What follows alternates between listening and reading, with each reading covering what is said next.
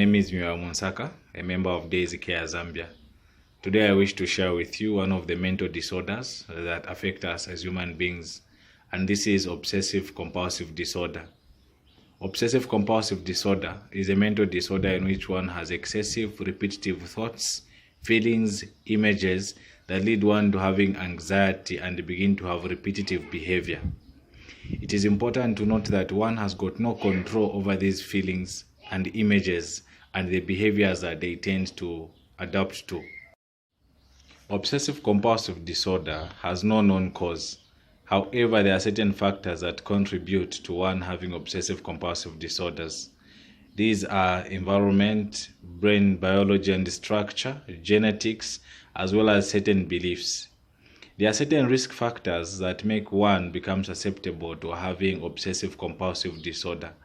In the next few minutes, I'm going to explain what these risk factors are. The first one is genetics. It is said that 50% of genetics contribute to one having obsessive compulsive disorder. So in an event that one has a relative who is a very close relative and suffered from obsessive compulsive disorder, especially in their childhood age, this person is also likely to suffer from obsessive compulsive disorder. The other one is experiences, or rather childhood experiences.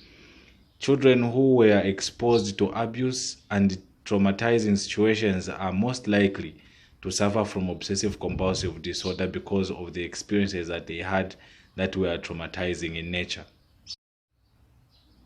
Age also is one of the risk factors of obsessive compulsive disorder. Late adolescent stage is said to be a stage at which one is likely to have obsessive compulsive disorder.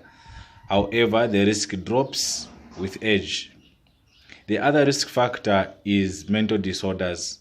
There are certain mental disorders that present themselves in similar ways like obsessive compulsive disorder, because you find that one of their symptoms would be anxiety. So it is important that when one has got such anxiety, they are screened for obsessive compulsive disorder as well. The other one is drug abuse, or rather alcohol and substance abuse.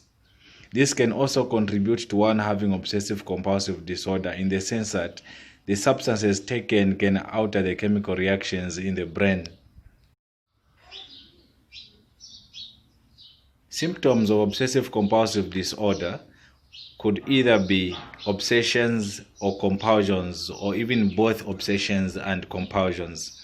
Obsessions are excessive repetitive thoughts, images, feelings, and fears.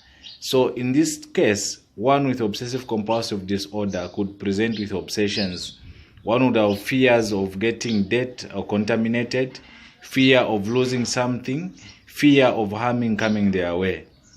Then compulsions, these are behaviors that a person suffering from obsessive compulsive disorder engage in and do repetitively in order to prevent or rather deal with the anxiety that they are experiencing that was caused by obsessions.